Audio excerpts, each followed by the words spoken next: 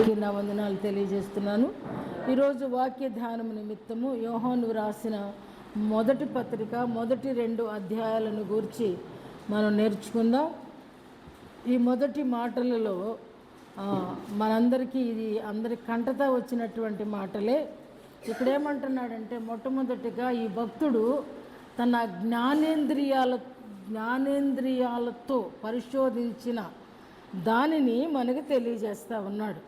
ఆయన చూచింది, ఆయన విన్నది, ఆయన తాకింది, ఆయన ఆలోచన చేసింది, ఆయన తెలుసుకున్న దాని గురించి మాట్లాడుతున్నాడు. అంటే దీని అర్థం ఏమిటి అని అంటే, ఈరోజు ఈ మాటలు మనకెందుకు చెప్తున్నాడు అని అంటే, నువ్వేమి తాకుతున్నావో, ఏమి చూస్తున్నావో, ఏది వింటున్నావో, ఏది గ్రహిస్తున్నావో, నీ ఆలోచనలకి ఏమి వస్తున్నదో వీటన్నిటి గురించి మాట్లాడాలనే ఉద్దేశము మీరు కలిగి ఉండాలనేది హెచ్చరికగా ఈ భక్తుడు మనకు తెలియజేస్తున్నాడు. కాబట్టి ఈరోజు దేవునితో సహవాసం అంటావో లేదా నీ స్టేటస్ ఏమిటంటావో అనే దాని గురించి మీకు అర్థమైన దాన్ని బట్టి మీరు అర్థం చేసుకోండి. నేనైతే అనుకుంటున్నాను, అసలు నీ స్టేటస్ ఏంటి? ఈ 2 అధ్యాయాలను గురించి ధ్యానిస్తూ ఉన్నప్పుడు అసలు నువ్వు ఏ దేనిలో ఉన్నావు? నువ్వేదని చెప్పుకుంటున్నావు? నేను దేవునితో సహవాసం చేస్తున్నానంటావా, దేవుని శిష్యుణ్ణి అంటావా, దేవుని స్నేహితుడిని అంటావా, లేక నేను చిన్నపిల్లాడిని అంటావా, లేదా నేను తండ్రిని అంటావా, లేదా నేను ఇంకా యవ్వనుడను అంటావా? ఏదంటావో ఈరోజు ఆ స్టేటస్లో ఆ హెడ్డింగు నీవు పెట్టుకోవలసి ఉంది. కాబట్టి ఇక్కడ అంటున్నాడు, ఈ 2 అధ్యాయాలను పూర్తిగా ధ్యానించినప్పుడు నాకు కొన్ని మాటలు నా దృష్టికి వచ్చాయి. ఇక్కడ మొట్టమొదటిగా మొదటి అధ్యాయం నుంచి 6వ వచనం ఏమంటున్నాడంటే, ఆయనతో కూడా సహవాసము గలవారమని చెప్పుకొని. అంటే మొట్టమొదటిగా మనం చెప్పుకుంటున్నాం. ఏమని చెప్పుకుంటున్నాం? మొదటి అధ్యాయము 6వ వచనంలో ఏమని చెప్తున్నాడంటే, సహవాసము గలవారమని. నువ్వు రాసుకో నీ బుర్రలో. రెండో మాట ఏం చెప్పుకుంటున్నావు అంటే 8వ వచనంలో పాపము లేనివారమని చెప్పుకుంటున్నాం.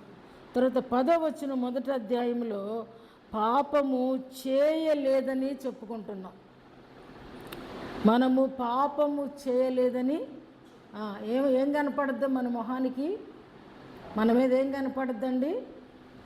మేమేమీ కూడా పాపం చేయట్లేదు, ఎదుటోడే మా ఎడల తప్పు చేస్తున్నాడు కాబట్టి వాడు చేయడాన్ని బట్టి మేము చేస్తున్నాం అని అనిపిస్తుంది. ఈ భక్తుడు ఈరోజు సూటిగా మనతో మాట్లాడుతున్నాడు. నువ్వు దేవుని సహవాసం అని చెప్పుకుంటున్నావా? లేదు నేను పాపము చేయట్లేదని చెప్పుకుంటున్నావా? లేదా పాపము లేదని చెప్పుకుంటున్నావా? ఈ మూట్లు గురించి ఒకసారి ధ్యానించి 2వ అధ్యాయానికి వచ్చేసరికి 4వ వచనము, ఆయనను ఎరిగి ఉన్నానని చెప్పుకొనుచు. రెండవది ఆయన యందు నిలిచి ఉన్నానని. 6వ వచనం, ఆయన యందు నిలిచి ఉన్నానని చెప్పుకుంటున్నాం. 9వ వచనంలో వెలుగులో ఉన్నానని చెప్పుకుంటున్నాం. పరిశీలన చేయి. ఏమని చెప్పుకుంటున్నావు నువ్వు దేవుని విషయంలో? ఇతరులకి చెప్పేటప్పుడు ఏమని చెప్తున్నావు? నీ గుండెల మీద చేసుకుని, మనస్సాక్షి మీద ఒట్టు పెట్టుకొని చెప్పండి నువ్వు ఎలా ఉన్నావు. ఈ 2 అధ్యాయాలు మొట్టమొదటిగా మనం అడుగుతున్న ప్రశ్న, నువ్వు దేవునితో సహవాసము గలవారమని చెప్పుకుంటున్నావా? చెప్పుకుంటే నిజంగా దేవునిలాగా ఉన్నావా? లేదు పాపము లేనివారమని చెప్పుకుంటున్నావా? మాలో ఎక్కడ కూడా మేమంతా కడగబడినటువంటి ముత్యాలమని చెప్పుకుంటున్నావా?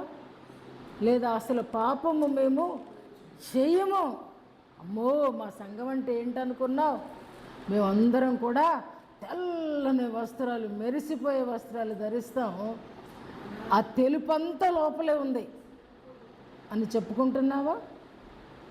రెండవది, దేవునిని ఎరిగి ఉన్నాను, దేవుడు నాకు తెలుసు. దేవుడు నీకు తెలుసు, మంచిదే. దేవునికి నీవు తెలుసా? దేవునికి నీవు తెలుసా? దేవుడు నీకు తెలుసు. తర్వాత దేవుని యందు నిలిచి ఉన్నాము. మేము అసలు ఎక్కడ కూడా టెంప్ట్ అవ్వమండి. మాకు ఫోన్ చేతిలో ఉన్నా మేము కొంచెం కూడా టెంప్ట్ అవ్వం. ఏదన్నా మంచి వంట వస్తున్నా సరే మేము దానిక చూడం. మేము ఖచ్చితంగా దేవునిలో నిలిచి ఉన్నాం. టైము వేస్ట్ చెయ్యం, ఒక్క సెకండ్ కూడా టైం వేస్ట్ చెయ్యం అని అబద్ధికుడిగా ఉన్నావా? ఆరో మాట, వెలుగులో ఉన్నానని చెప్పుకుంటూ ఎక్కడ ఉంటున్నావు? కారు చీకటిలోనా? కాబట్టి ఈ ప్రశ్నలన్నిటికీ సమాధానం మనం చెప్పాల్సి ఉంది. యోహాను భక్తుని ద్వారా ప్రభువారు అడుగుతున్నారు, ఈ రెండు అధ్యాయాలలో నుండి నువ్వు నిజంగా ఎలా ఉన్నావు, నీ ప్రస్తుత స్థితి ఏంటి? పూర్వం గురించి అడగట్లేదు, భవిష్యత్తు ఎలా ఉంటుందో నీకు తెలియదు. తెలిసిందల్లా ఈరోజు ఎలా ఉన్నావు అనే దాని గురించే తెలుసుకోవలసిన బద్ధులమై ఉన్నాం. కాబట్టి నిజంగా దేవుని ఎరుగుదును అని చెప్పే మనము సమరయ స్త్రీని పిలిస్తే ఆమె చెప్తుంది, నేనేమిటో అన్నది నా ప్రభువు నాతో, నేనేమిటో అన్నది ఆయన గురించి వర్ణించట్లేదు ఆవిడ. ఆయన రూపాన్ని, ఆయన పైన రూపాన్ని ఎంత బాగున్నాడు, ఎంత చక్కటి ముఖం, ఎంత మంచి నేత్రాలు, ఎంత మంచి హెయిరు, ఎంత మంచి డ్రెస్ వేసుకున్నారు, ఎంతమంది చెప్పులు వేసుకున్నారు చెప్పిందండి సమరయ స్త్రీ. ఏమని చెప్తుందండి? ఊర్లోకి వెళ్ళి నేను చేసినవన్నీ కూడా నాతో చెప్పిన వానిని నేను చూచా.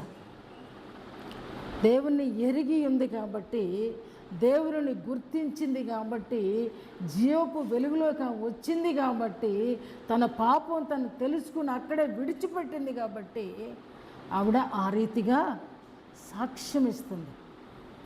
కాబట్టి ఈరోజు సహవాసము, మొట్టమొదటి మాట, ఈ మాటల గురించి మనం ధ్యానిస్తూ ఉన్నప్పుడు మొట్టమొదటి మాట ఇక్కడ అంటున్నాడు 3వ వచనంలో, మన సహవాసం అయితే తండ్రితో కూడాను ఆయన కుమారుడైన యేసు క్రీస్తుతో కూడాను ఉన్నది. మన సహవాసం అయితే మన తండ్రితో యేసుక్రీస్తుతో ఉన్నది. ఈ కొరింథీ పత్రికలో అంటాడు, చివరి అధ్యాయంలో అంటాడు, 2వ కొరింథీ పత్రిక చివరి అధ్యాయము 14వ వచనంలో అంటాడు, మన సహవాసము పరిశుద్ధాత్మునితో కూడా ఉన్నది. పరిశుద్ధాత్మునితో కూడా మన సహవాసం ఉండాలి. ఇక్కడ ఇవన్నీ కూడా నువ్వు సాక్ష్యం ఇవ్వాలంటే, ఇప్పుడు నేను ఇందాక చెప్పినటువంటి 6 పాయింట్ల గురించి హృదయపూర్వకంగా నువ్వు సాక్షిగా నిలబడాలంటే, ఇక్కడ మొట్టమొదటిగా మన సలహా ఏం చెప్తున్నాడంటే, మీ సహవాసం ఎవరితో ఉండాలంటే ఖచ్చితంగా ఫోన్తోటే ఉండాలి. మీ సహవాసం ఎలా ఉండాలంటే పక్కింటి హైందవులతోనే ఉండాలి. మీ సహవాసం ఎట్లా ఉండాలంటే ఫ్రెండ్స్, వాళ్ళు ఎలాంటి వాళ్ళైనా పర్లేదు, పర్వాలేదు, వాళ్ళ మాత్రం విడిచిపెట్టకూడదు. ఇదే ఉందా ఇక్కడ? ఏం చెప్తుంది దేవుని వాక్యం? ఎవరితో సహవాసం చేయాలని చెప్తుంది? దేవునితో సహవాసం కావాలనుకుంటే ఏ స్నేహాన్నైనా విడిచిపెట్టాలని చెప్తుంది. మీరు పక్కాగా దేవుని ఎరిగిన వారిగా ఉండాలని నువ్వు నిలబడాలంటే, దేవుడు నా పాపాన్ని క్షమించాడు అని నువ్వు విట్నెస్ ఇవ్వాలంటే, లేదా నువ్వు టెస్ట్ మనీ చెప్పాలంటే, సహవాసం ఎవరితో ఉండాలంటే పక్కాగా తండ్రితోనూ కుమారునితోనూ పరిశుద్ధాత్మనితోనూ మన సహవాసం ఉండవలసి ఉంది. ఈ సహవాసము నిమిత్తము ఏది విడిచిపెట్టడానికైనా, దేన్ని విడిచిపెట్టడానికైనా సంసిద్ధత కావాలి. దేవుని నేను ఎరుగుదును అని చెప్పే ముందు ఆయన అందరికీ ఎరిగినట్లుగా ఎరుగుంటే అందరిలాగే ఉంటావు నువ్వు కూడా, అందరూ పోయిన దారిలోనే పోతాం. కానీ సమరయ స్త్రీలాగా నేను ఏమిటో నాకు తెలియజేసినవాడు. అవును, ఆయన దగ్గరికి వచ్చిన తర్వాత మొట్టమొదటిగా విశ్వాసి తెలుసుకునేది ఏంటంటే నేనేంటో నాకు తెలిసింది. అప్పటి వరకు కూడా అంధత్వము కన్నులకు మందదృష్టి కలిగిస్తే, అంటే వృద్ధాప్యము వలన వచ్చే మందదృష్టి కాక నడి వయసులోనే మందదృష్టి వస్తుంది. అప్పుడు దేవునిని చూడలేం, దేవునిని గ్రహించలేం. ఈనాటికి కూడా బలహీనతలు దేవుడు మనకి చెప్పట్లేదంటే ఆ సహవాసం ఎవరితోనో మనము అర్థం చేసుకోవాలి. నిజంగా తండ్రితో, కుమారునితో, పరిశుద్ధాత్మునితో సహవాసం చేస్తే పరిశుద్ధాత్ముడు మన లోపలికి వచ్చినప్పుడు పాపమును గూర్చి, నీతిని గూర్చి, తీర్పును గూర్చి మనల్ని ఒప్పింపజేస్తాడంట. మన సహవాసం తండ్రితో ఉంటే ఆయన భూమి మీదకి తన కుమారుణ్ణి పంపించింది ఎందుకు అని అంటే మనలో ఆయన మనస్సును స్థాపించడానికి. నా మాట అర్థమైందా? మనల్ని ఆయనలాగా మార్చడానికి. అంటే రూపంలో మార్పుకు రాదు, కానీ అంతరింద్రియములలో మనస్సాక్షిలో ప్రభు యొక్క మనస్సును లోపల స్థాపించడానికి ఆయన వచ్చాడు. అందుకు తన కుమారుణ్ణి పంపించాడు. తన కుమారుణ్ణి పంపించటమే దేవుని ప్రేమ మన ఎడల ప్రత్యక్షపరచబడుతుంది. తన కుమారుని సహవాసమునకు మనల్ని పిలిచినవాడు నమ్మదగినవాడు. తన కుమారునితో సహవాసం కావాలి. తన కుమారుడు భూమి మీదే ఉన్నాడు, కానీ లోకులతో సహవాసం చేయాల. తన కుమారుడు భూమి మీదే ఉన్నాడు, కానీ సమాజ మందిరంలో ఉన్నను సమాజమునకు అనుకూలంగా నడుచుకోవాలి. ఆయన లోకంలోనే ఉన్నను లోకానికి అనుకూలంగా ప్రబోధించాల. కాబట్టి అందుకని ఆయనే కాదు, పౌలు భక్తుడు కూడా అంటున్నాడు, నేను లోకము నాకు సిలువ వేయబడి ఉన్నాం, ఇక నువ్వు జీవించేవాడను నేను కాదు, నాలో క్రీస్తే జీవించుచున్నాడు. ఈ అనుభవం ఎప్పుడు వస్తుంది అని అంటే దేవునితో సహవాసం ప్రారంభించినప్పుడు. దేవునితో సహవాసం ఉన్నప్పుడు చర్చికి స్టార్టింగ్కు ముందే వెళ్తాం, 5 నిమిషాలు ముందే వెళ్తాం, 10 నిమిషాలు ముందే వెళ్తాం. ఎంత అర్లీగా ఎలా అంటే వస్తావంతే, సాకులు చెప్పొద్దు, వస్తావంతే. నీకు 4 గంటలకి బస్సు అంటే 3ంటికి వెళ్ళి కూర్చుంటావు, అప్పుడు 1 గంటకి వెళ్ళి ఇస్తావు. కారణం ఏంటంటే దేవునితో సహవాసం లేకపోవడం వల్లే. సహవాస దోషం. నువ్వు ఎవరితోనూ సహవాసం చేస్తుంటే దేవునికి అనుకూలంగా ఉండలేవు, దేవునికి అనుకూలంగా ఉండలేవు. కాబట్టి మన సహవాసం, ఇక్కడ అంటున్నాడు ఒక మాట, మాతో కూడా మీకును, ఇక్కడ అంటున్నాడు మాతో కూడా మీకును సహవాసము కలుగునట్లు. కనబడింది ఆ మాట 1వ అధ్యాయం 3వ వచనంలో. మన సహవాసం మాతో కూడా మీకు అంటే ఇక్కడ భక్తులతో సహవాసం చేయాలని. యోహాను భక్తుడు కాబట్టి మీ సహవాసం ఎలా ఉండాలంటే విశ్వాసులతోనే ఉండాలి. అర్థమవుతుందా?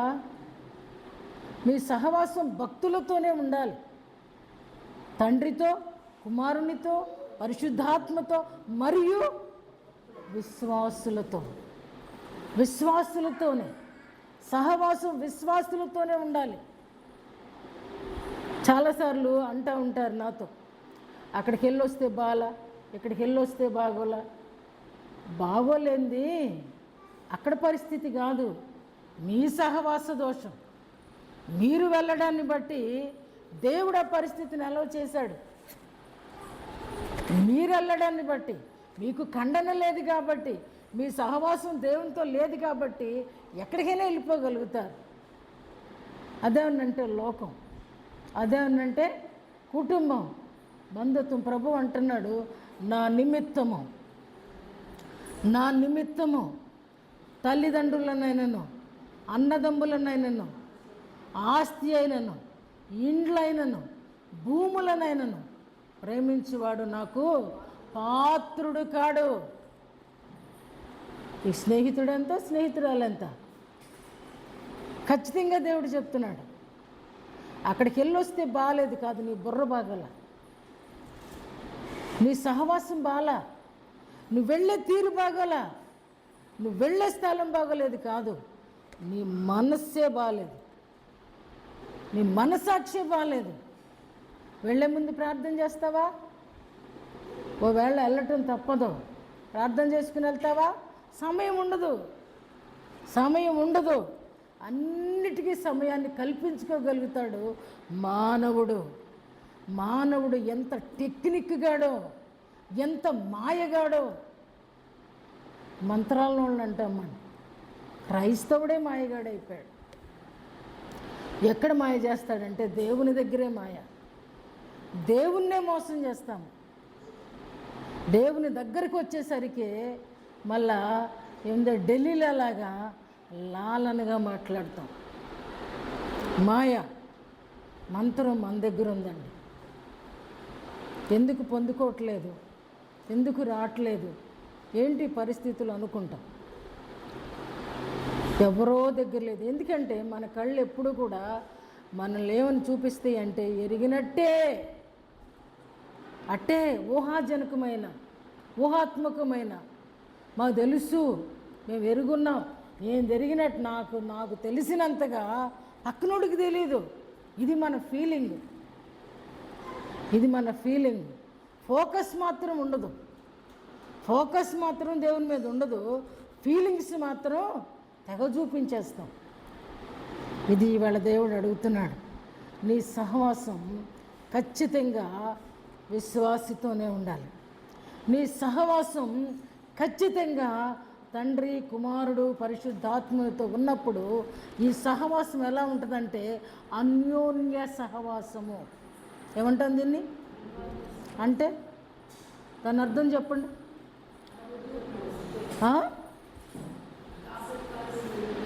చెప్పండి ఇచ్చిన గారు.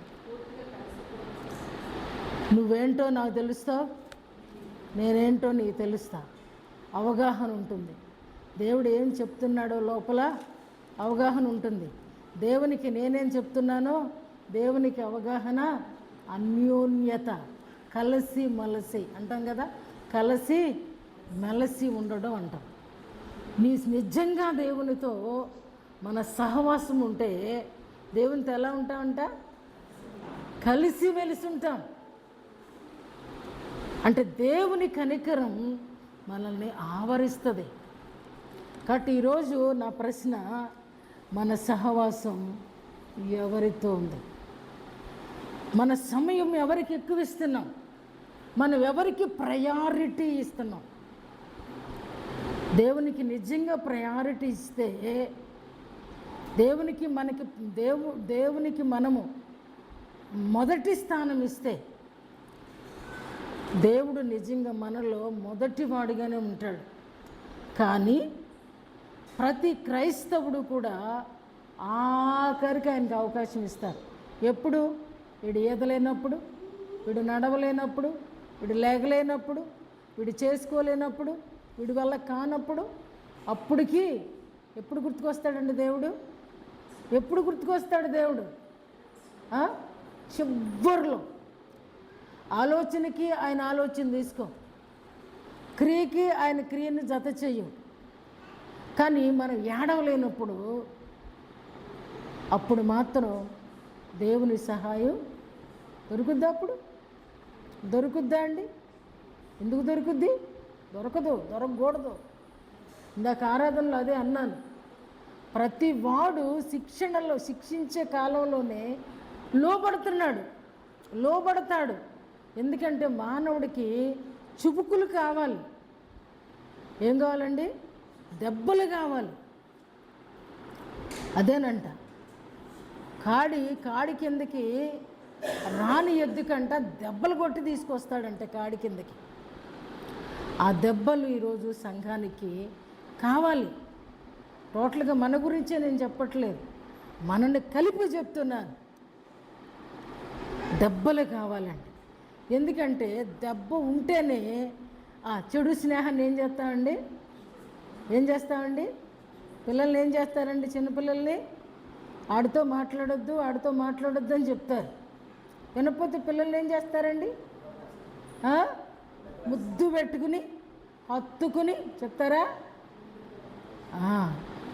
ఈడ్చి ఓటిచ్చి చెప్తారు. ఇప్పుడు క్రైస్తవుడికి ఏం కావాలి?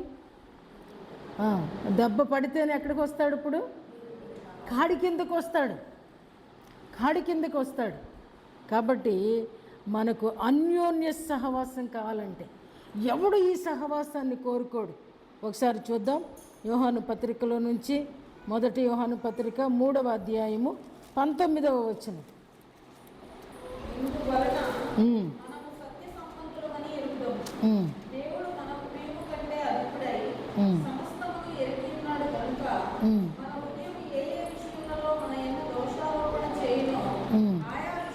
కాతలి ఆగమ 12వ వచనం చివరి మాట. తన క్రియలు చెడ్డవియు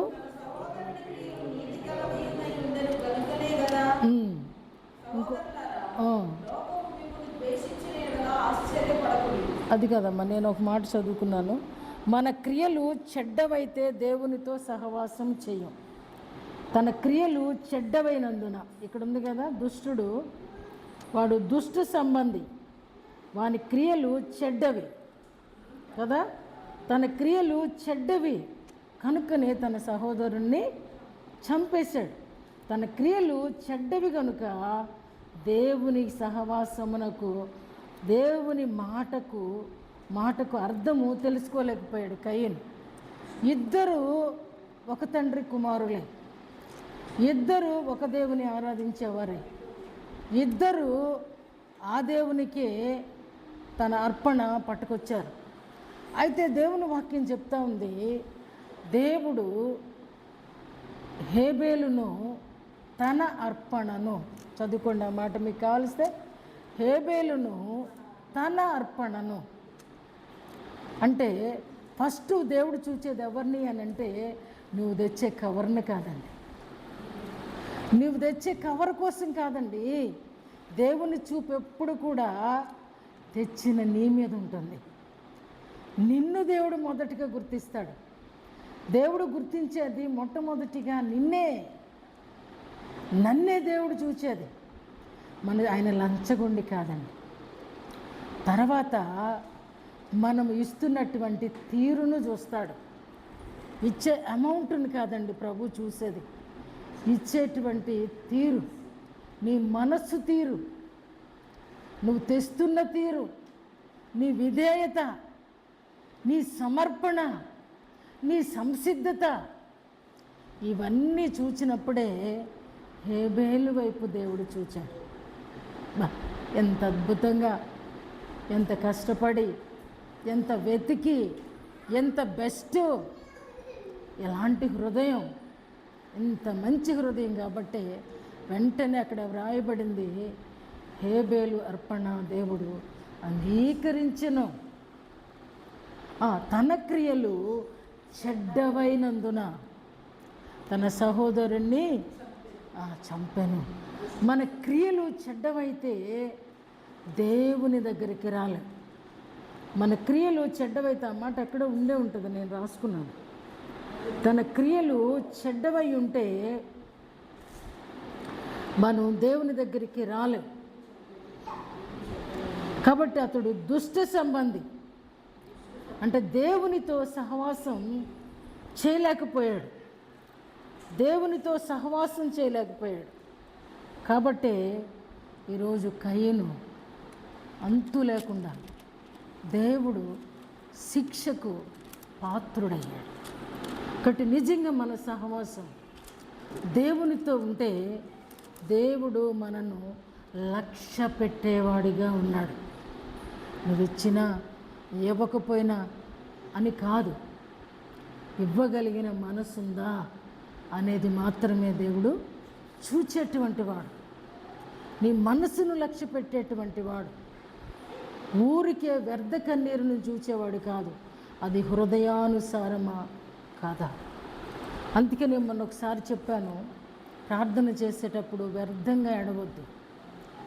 రక్షణార్థమైన మారు మనసు కొరకు ఏడవండి, పిచ్చి పిచ్చి వాటి కొరకు కాదు. రక్షణార్థమైన మారు మనసు, దైవ చిత్తానుసారమైన దుఃఖము కొరకు ఏడవండి. కొరింథీయులకు రాస్తూ ఒక మాట అంటున్నాడు, చూద్దాం. 1 కొరింథీ పత్రిక 7వ అధ్యాయము, 1 కొరింథీ పత్రిక 7వ అధ్యాయము 24వ వచనం. సహోదరులారా, ఏ స్థితిలో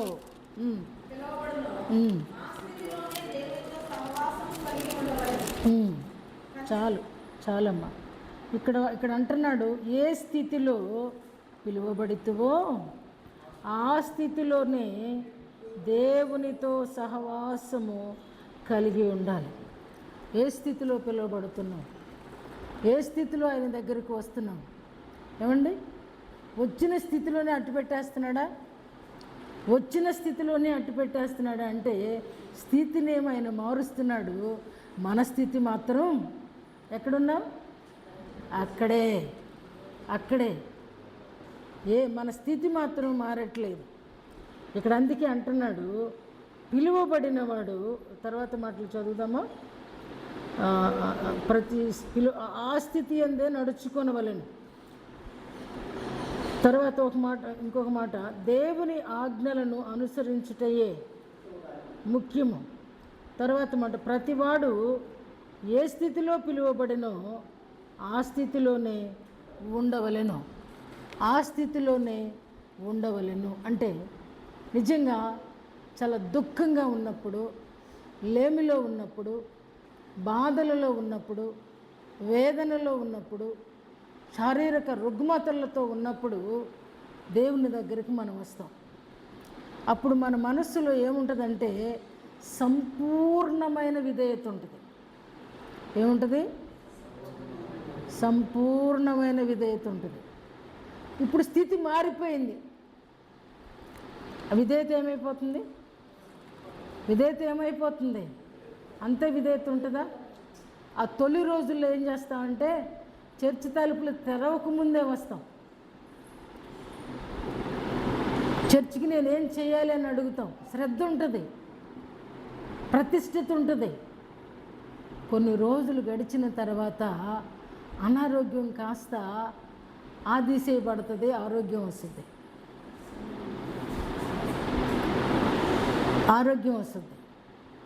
స్థితి మార్పు జరుగుతుంది.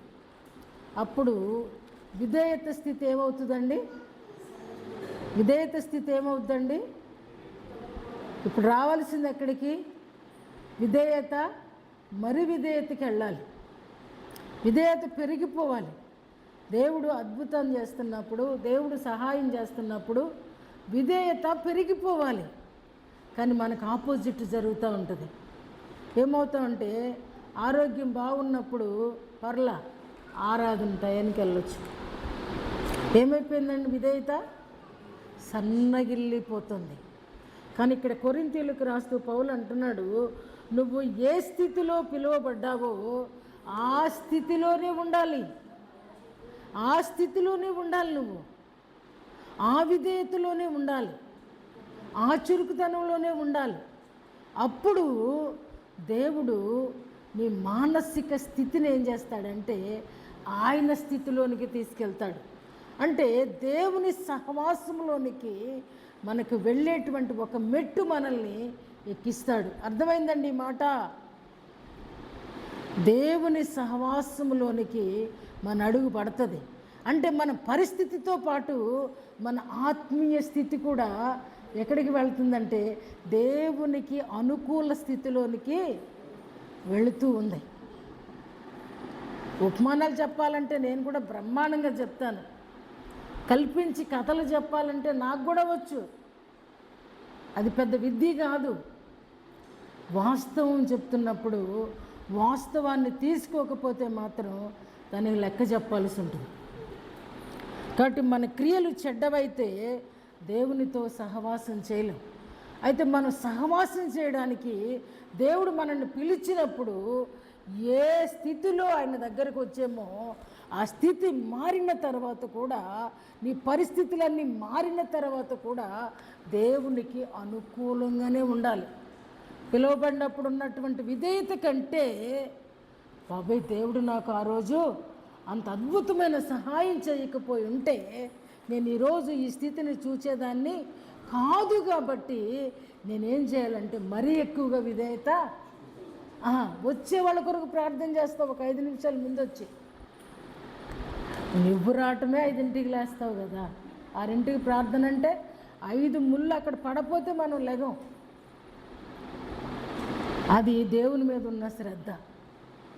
అదే ఏదన్నా ప్రయాణం చెప్పు, అదే ఏదన్నా మీటింగ్ చెప్పు, అదే ఏదో ఫంక్షన్ చెప్పు, ముళ్ళు ఎక్కడికి వెళ్ళిపోద్దండి?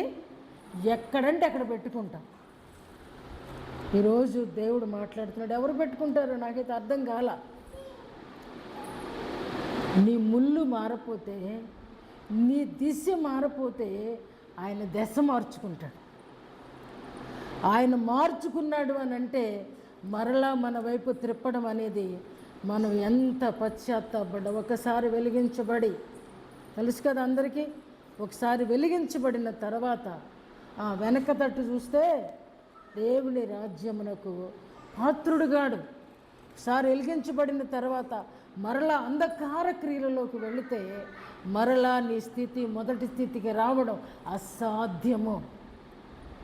కాబట్టి మన సహవాసం మంచి మనుషులతోనూ లేదా విశ్వాసులతోనూ, తండ్రితోనూ, కుమారునితోనూ, పరిశుద్ధాత్మతో కూడా ఉండాలని చెప్తుంది. 2వ అధ్యాయమునకు వచ్చినప్పుడు, యోహాను పత్రిక 2వ అధ్యాయమునకు వచ్చినప్పుడు ఇక్కడ మరికొన్ని మాటలు మనం చూస్తున్నాం. 12వ వచనం నుండి చూసినప్పుడు, చిన్న పిల్లలారా. 13 చూసినప్పుడు తండ్రులారా. తర్వాత చూసినప్పుడు యవనస్తులారా. 13 చివరిలో యవనస్తులారా. ఇక్కడ ముగ్గురికి రాస్తా ఉన్నాడు. చిన్న పిల్లల గురించి మాట్లాడుతున్నాడు.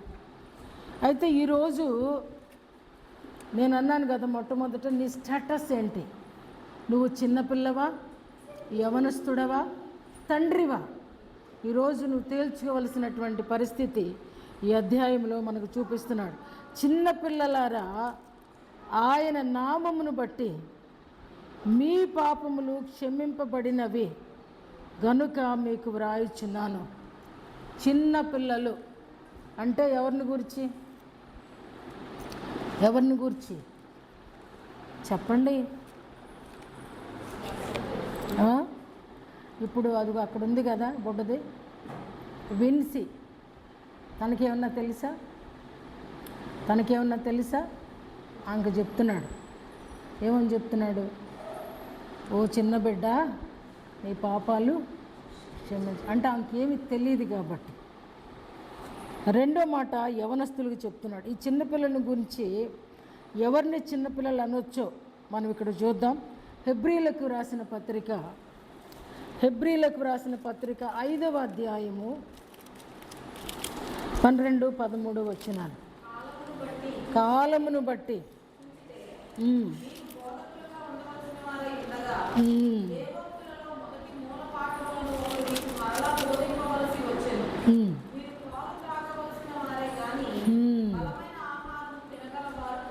చాలమ్మా, తర్వాత చదివి కానీ. కాలమును బట్టి చూస్తే మీరు బోధకులుగా ఉండవలసిన వారై ఉండగా. కాలమును బట్టి చూస్తే ఏ పిల్లల గురించి రాస్తున్నాడు ఇప్పుడు? ఆ పిల్లల గురించి రాస్తున్నాడు. విన్సీ గురించా? ఎవరి గురించి రాస్తున్నాడు? కాలమును బట్టి చూస్తే, మీ వయస్సును బట్టి చూస్తే, మీకున్న వయస్సును బట్టి చూస్తే, మీకున్న అనుభవాన్ని బట్టి చూస్తే ఏమంటున్నాడు? మీరు బోధకులుగా ఉండవలసి ఉండగా. మీరు ఈ పాటికే మీకు ఎక్స్పీరియన్స్ని బట్టి చూస్తే మీరు బోధకులుగా ఉండవలసిన వాళ్ళు. కానీ మీరేం చేస్తున్నారంటే దేవోక్తులలో మొదటి పాఠములను ఒకడు మీకు మరలా బోధింపవలసి, అంటే ఏమంటామంటే అసలు పునాది పునాది లేదు వీళ్ళకి. దేవోక్తుల విషయంలో, నడవవలసిన విశ్వాస విషయంలో, విశ్వాసాన్ని కాపాడుకునే విషయంలో ఇతరులకు చెప్పవలసినటువంటి వీళ్ళు చెప్పించుకునేవారుగా ఉన్నారు. అంటే నీకు బోధించుకోవట్లేదు కాబట్టి నువ్వు చిన్నపిల్ల. నువ్వు ఇప్పుడు ఎక్కడున్నావంటే పాలు తాగేదానిగా ఉన్నావు. నీకు ఆహారం ఎలా సరిపోద్ది? 13వ వచనం చెప్తుంది, మరియు పాలు త్రాగు ప్రతివాడును శిశువే, నీతి వాక్య విషయంలో అనుభవము లేనివాడై ఉన్నాడు. నీతి వాక్య విషయంలో అనుభవము లేనివాడై ఉన్నాడు. ఈ మాట అండర్లైన్ చేసుకోండి. కాలాన్ని బట్టి చూస్తే అద్భుతమైన బోధ చేయాల్సి ఉంది. కాలాన్ని బట్టి చూస్తే అద్భుతమైన బోధ చేయాల్సి ఉంది. అంటే లేకుండా కాలాన్ని బట్టి చూస్తే అద్భుతమైన బోధ చేయాలి నువ్వు. కానీ నువ్వేం చేస్తున్నావంటే పాలు తాగేవాడిగా ఉన్నావు. పసిపిల్లల్లాగా ఉంటుంది నీ వాక్యం, ఎవడికి అర్థం కావట్లా. నీకు అర్థం కావాలంటే అర్థం చెప్పేవి ఆయన దగ్గరికి వెళ్ళాలి. దేవుని మీద ఆధారపడట్లేదు. నువ్వు పేరుకి వయసుని బట్టి చూస్తే నీ 40 ఏళ్ళు ఉండొచ్చు, 30 ఏళ్ళు ఉండొచ్చు, దేవునితో అనుబంధం 10 సంవత్సరాలు ఉండొచ్చు. కానీ నువ్వు ఎలా ఉన్నావంటే ఇంకా మూలపాఠాలే రాదంట. అంటే యేసుక్రీస్తు అందరికీ ప్రభువు, ఎక్కడే ఆగిపోయావు? యేసుక్రీస్తు నా ప్రభువు అని చెప్పే స్థాయికి నువ్వు రాలేకపోతున్నావు.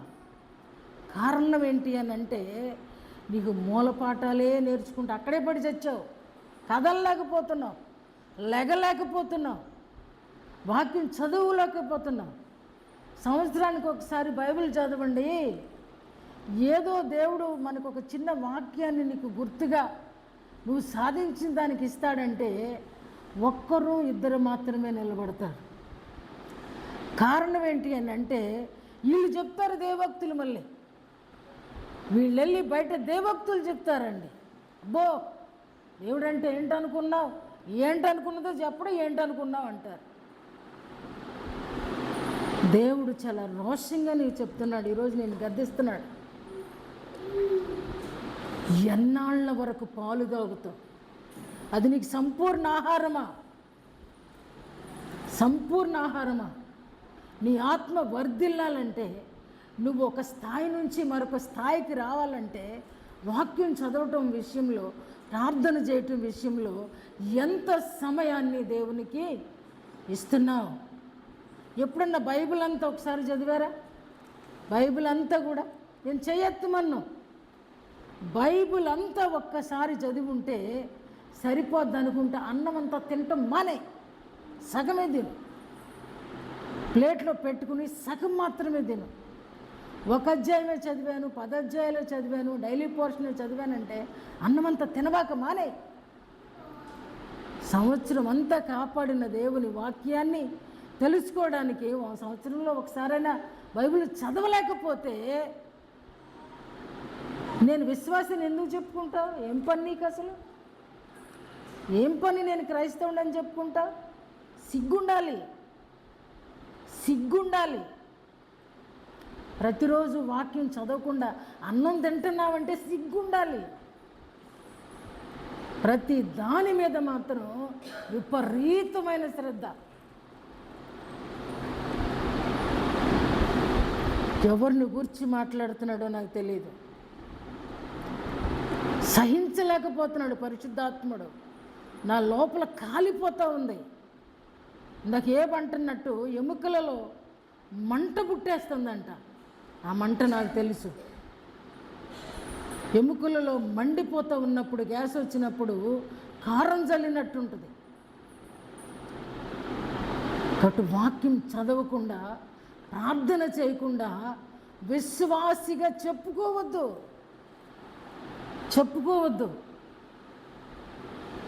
రెండో మాట చదువుకుందాం. యోహాను పత్రిక 5వ అధ్యాయం 18వ వచనం. యోహాను పత్రిక దేవుని మూలముగా పుట్టినవారు పాపము చేయరని ఎరుగుదురు. దేవుని మూలముగా పుట్టినవాడు తమ్మును భద్రము చేసుకొనును గనుక దుష్టుడు వానిని ముట్టడు. అర్థమవుతుందా? దేవుని మూలముగా, దేవునితో సహవాసము, దేవుని కలిగిన వారు దుష్టుడు ముట్టే విధంగా ఉండడు. ఎక్కడికో వెళ్ళి సఫర్ అవ్వో, ఎవడి మీద నెప్పాలి మోపు. నువ్వు పరిశుద్ధంగా ఉంటే, నువ్వు అగ్నిలాగా ఉంటే, నువ్వు వెలుగుగా ఉంటే, నువ్వు ఉప్పుగా ఉంటే ఏ ప్రభావం నీ మీద పడుతుంది? అబద్ధాలు చెప్పొద్దు దేవుని గురించి. దేవుని దగ్గర నువ్వే బాగలేదు, నీవే బాగలేదు, నీ వస్త్రాలే కడగబడినవి కాదు.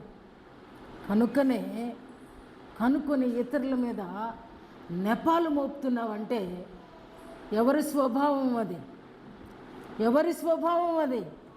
దుష్టుని స్వభావం.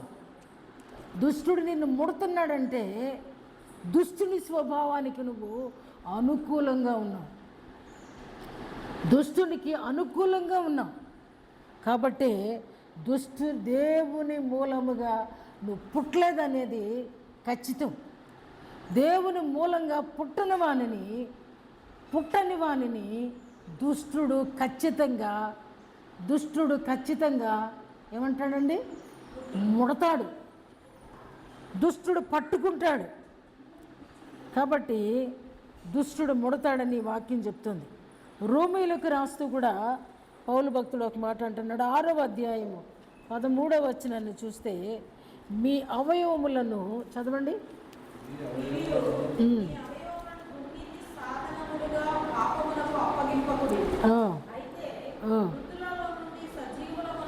సజీవులం అనుకొని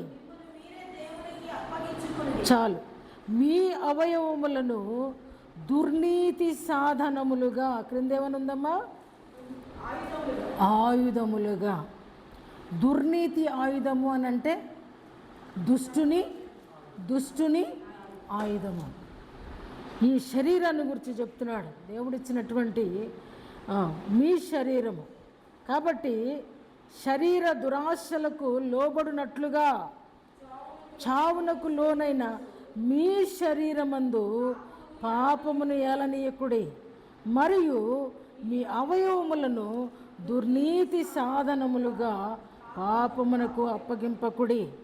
అయితే మృతులలో నుండి సజీవులమనుకొని మిమ్మల్ని మీరు దేవునికి అప్పగించుకొనుడి, మీ అవయవములను నీతి సాధనములుగా దేవునికి అప్పగించుకొనుడి. ఇక్కడేం చెప్తున్నాడని అంటే, నువ్వు గెలవలేవు, నీ విశ్వాసం సరిపోవట్లేదు. కాబట్టి ఏ భాగం నిన్ను అభ్యంతర పెడుతుందో, ఏ అవయవము నిన్ను అభ్యంతర పెడుతుందో దుష్టుని ఆయుధములుగా కాక దేవుని సాధనములుగా నీవు దేవునికి అప్పగించుకో అని చెప్తోంది. కాబట్టి నువ్వు చిన్న పిల్లవు అని అనుకుంటే అక్కడి నుంచి నువ్వు పాలు తాగేవాడుగానే ఉంటావు. నీకు మెచ్యూరిటీ ఎప్పటికీ కూడా రాదు. ఏ స్థితిలో ఉన్నావో ఆ స్థితిలోనే పడుంటావు. అక్కడి నుంచి ఒక్క స్టెప్ కూడా ఎక్కడికి వెళ్ళలేవు. రెండో మాట 2వ అధ్యాయంలో నుంచి నేను చెప్తున్నాడంటే, యవనస్తులారా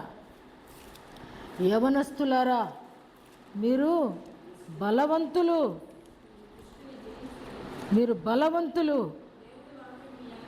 దేవుని వాక్యము మీ యందు నిలుచుచున్నది, మీరు దుష్టుని జయించి ఉన్నారు. హెబ్రీ పత్రికలోనే 5వ అధ్యాయము 14వ వచనాన్ని చదవండి అమ్మా. హెబ్రీ పత్రిక 5వ అధ్యాయము 14వ వచనం.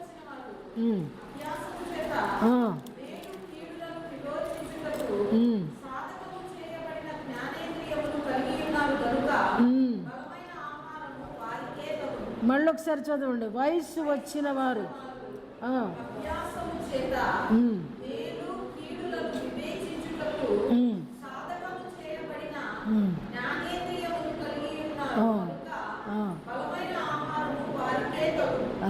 ఇప్పుడు దేనికి చెయ్యాలన్నా అభ్యాసం కావాలి. అభ్యాసాన్ని ఇంగ్లీష్లో ఏమంటాం? ఏం కావాలి? ఎక్సర్సైజ్ కావాలి. ఎక్సర్సైజ్ కావాలి. అది కీడు మేలని వివేచించకుండా ఉండడానికి ఏం కావాలంట? ఎక్సర్సైజ్ కావాలంట. కీడు మేలని ఎంచుకునేది కాదు. వయసు వచ్చిన వారు అన్నదానికి ఏముందండి? పరిపూర్ణులు. క్రీస్తులో పరిపూర్ణుడైన వాడు ఎలా ఉంటాడంటే దేన్ని కూడా మిస్అండర్స్టాండ్ చేసుకోడు, తెలుసుకుంటాడు. ఏది మేలు, ఏది కీడు వివేచన ఉంటుంది. వివేచన సాధకము చేయబడిన జ్ఞానేంద్రియములు. ఇందాక వాళ్ళు ఏం చెప్పారండి? మేము ఏది చూచామో, ఏది విన్నామో, ఏవి మా చేతులు తాకి జ్ఞానేంద్రియములు మాట్లాడుతున్నాయి. నీకు ఇవ్వబడినటువంటి నీ జ్ఞానేంద్రియాలకు అభ్యాసం కావాలి. ప్రభువా ఈ దిక్కు వెళ్ళొచ్చిన, ప్రభువా వీళ్ళ సహవాసానికి వెళ్ళొచ్చిన వివేకం కావాలండి. పాముకు కూడా వివేకం ఉంటుందంట. పాముకు కూడా తన వివేకాన్ని బట్టి తప్పించుకుంటుంది. ఈరోజు మనిషి అనబడినవాడు, క్రైస్తవుడు అనబడినవాడు, నిన్న స్టూడెంట్స్ ధర్నాలు చేస్తున్నారు కదా వాళ్ళ మంచి కోసం. ఆ మాట నేను ఇక్కడ చెప్పకూడదు కానీ నేను కట్ చేసి చెప్తా, మీరు అర్థం చేసుకోండి. మేము క్రైస్తవులమే కానీ మేము దేనికైనా చేయకూడతామంట. మేము క్రైస్తవులమే కానీ మేము దేనికైనా జై కొట్టగలం. మహాదేం లేదు. దాని కొరక నువ్వు బ్రతికేది. దేనికైనా ఏదైనా చేస్తావా?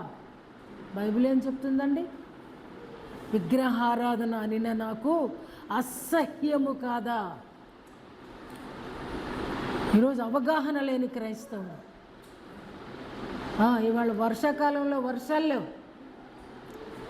ఒక్క నీతిమంతుడు ఉంటే జరిగిపోద్ది అంటున్నాడు దేవుడు. ఏ కార్యం జరగాలన్నా నేనేమి చంద్రాన్ని అంటాను. ఒక్క నీతిమంతుడు ఉంటే కార్యాలు జరుగుతాయి. కాబట్టి ఈరోజు యవనస్తుడు బలవంతుడు, యవనస్తుడు దుష్టుని జయించగలిగే సామర్థ్యం కలిగిన వాడు. యవనస్తుడు మన గుమ్మాలలో ఉండి పోరాడేటువంటి వారు. ఇంకొక మాట ఉందా? ఆ మాట ఏంటి? యవనస్తుల గురించి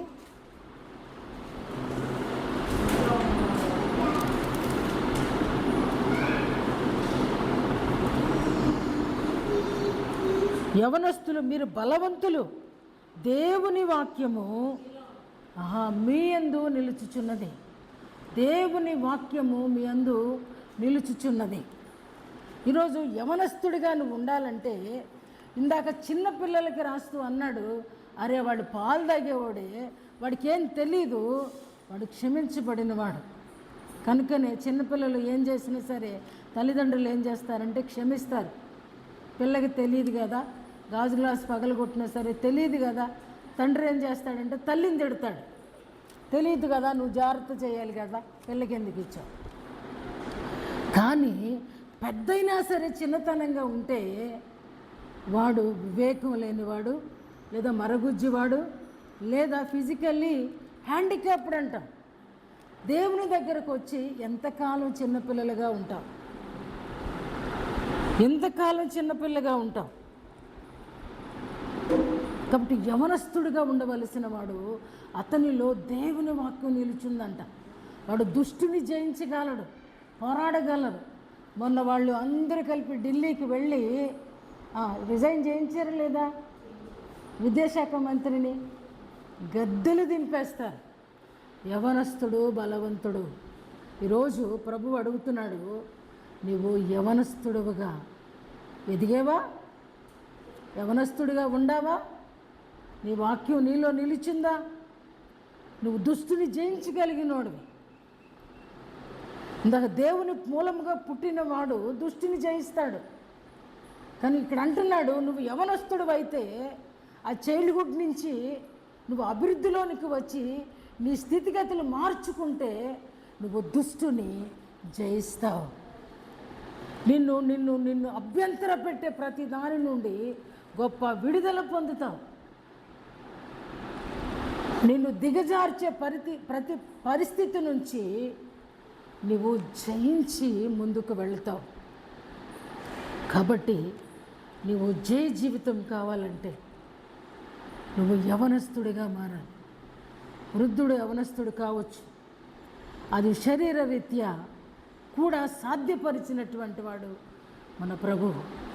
మృతతుల్యమైపోయినటువంటి శరీరములు, మృతతుల్యమైపోయినటువంటి చావుకు సిద్ధముగా ఉన్న శరీరాలు. ఆయన గొప్పవాడు. జ్ఞాపకశక్తి పోల, ఏమండి, జ్ఞాపకశక్తి పోల. మోషే అంటున్నాడు, నేను 40 ఏళ్ళప్పుడు ఎలా ఉన్నానో 120 సంవత్సరాలప్పుడు కూడా అలాగనే ఉన్నాను. యెహోషువను పిలిస్తే ఆయన కూడా అదే చెప్తాడు, ప్రభు పిలిచినప్పుడు నేను ఎలా ఉన్నానో ఈరోజు కూడా నేను బలము కలిగే ఉన్నాను, ఆ బలం ఉడికిపోలా. కాబట్టి ఆయన యవనస్తుడిగా నిన్ను మార్పు చేయగలడు. నువ్వు దుష్టుని జయించే శక్తి అప్పుడు వస్తుంది. వాక్యం నిలిచి ఉండే శక్తి అప్పుడు వస్తుంది. దేనినైనా సహించగలుగుతావు, దేనినైనా మలుచుకోగలుగుతావు. కాబట్టి నీ జ్ఞానేంద్రియాలన్నీ కూడా నీవు సాధకం చేయాలి. నువ్వు నీ జ్ఞానేంద్రియాలకు అభ్యాసం చేయాలి. చూస్తున్నావా, చూడకూడదు చూడకూడదు చూడకూడదయ్యా చూడకూడదయ్యా దిక్కుమాలిన ప్రార్థన. అయ్యా రావాలయ్యా, వచ్చేటట్టు చెయ్యయ్యా, నేను చెయ్యట్టుకు లాక్కొస్తాడా, సంకనేసుకుని వస్తాడా? ఇలాంటి ప్రార్థన వింటున్నప్పుడు నిజంగా వివేచన లేని ప్రార్థన. రావాల్సింది మనిషి, చూడకుండా ఉండవలసింది మనిషి.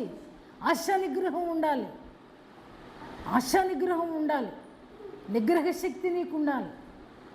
వాక్యము మీద ఆధారపడినప్పుడు, దేవునితో సహవాసం చేసినప్పుడు, దేవునిని ఎరిగి ఉన్నప్పుడు ఖచ్చితంగా ఇవన్నీ కూడా మనిషికి సాధ్యము.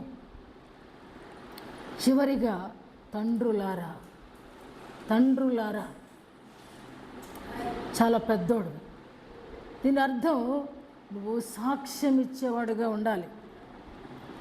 ఫెలోషిప్, ఫ్రెండ్షిప్, తర్వాత మూడవది టెస్టిమోనీ.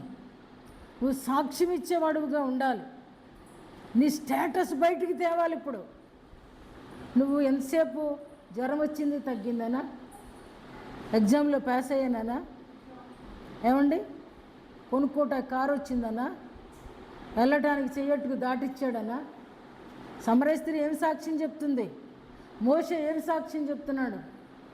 వీళ్ళ సాక్ష్యాలు, వీళ్ళు తండ్రిస్తాను అనుభవం.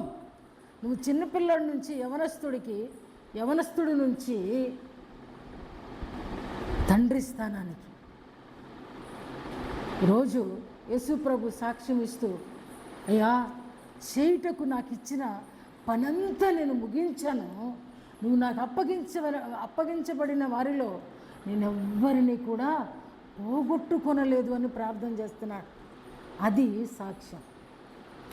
నువ్వేంటో నీకు తెలుసుకోవటం సాక్ష్యం. ఆయన గూర్చి నీవు తెలుసుకున్నది చెప్పడం సాక్ష్యం. సాక్ష్యానికి అర్థం లేకుండా పోయింది. వీళ్ళు ఏమంటున్నారు? మేమేమి చూసామో, ఏమి ప్రత్యక్షమైందో, నిత్య జీవమును మేము చూచి ఆ జీవమును గూర్చి సాక్ష్యం ఇచ్చుచున్నాము. జీవాన్ని గురించి ఇవ్వాలండి సాక్ష్యం. ఈ బుడ్డు ఈ లెక్కలో లేనివి, ఈ అనుభవాలే కాదు.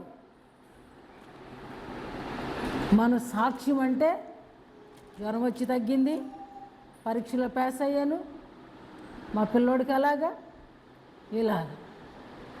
సత్యాన్ని గురించి సాక్ష్యం. యేసుప్రభు అంటాడు, నేను సత్యమును గురించి సాక్ష్యం ఇచ్చుటకు నేను వచ్చి ఉన్నాను. వీళ్ళు నిత్య జీవమును గూర్చి మేము చూచాం, మేము సాక్ష్యం ఇస్తున్నాం. యోహాను బల్లగుద్ది చెప్తున్నాడండి. ఇది తండ్రి స్థానం. ఎక్కడ ఉన్నావో, ఏ స్థితిలో ఉన్నావో పరిశీలన చేసుకోవలసిన సమయం. ఏ స్థితిలో ఉన్నావో పరిశీలన చేసుకోవలసిన సమయం. ఇప్పుడు చెప్పు, దేవుణ్ణి నిజంగా ఆయన సహవాసంలో ఉన్నావా? ఉన్నానులే అని చెప్పుకుంటున్నావా? నేను పాపాలు లేనివాడనని చెప్పుకుంటున్నావా? నిజంగా దేవుడు పాపానికి ప్రాయచిత్తం చెల్లించిన దానిని జీవితంలో నెరవేర్చుకున్నామా? అసలు మేము పాపమే చేయట్లేదని చెప్పుకుంటున్నావా? నిజంగా అలాగా నీ విశ్వాస జీవితం అలాగా ఉంటుందా? తర్వాత దేవునిని ఎరిగి ఉన్నాను అని చెప్పుకుంటూనే ఎరగని వారు అన్యులు చేసినట్లుగా నువ్వు చేస్తున్నావా? మూడవది, దేవునిలోనే నేను నిలిచి ఉన్నాను అని చెప్పుకుంటూ దేవునికి అననుకూల ప్రతికూల పనులన్నీ నువ్వు చేస్తూ నువ్వు సొంతగా సాటిస్ఫై అవుతున్నావా? చివరి మాట, వెలుగులో ఉన్నానంటూ చీకటిలో సంచరిస్తూ వెలుగును గ్రహించలేని స్థితిలో ఉన్నావా?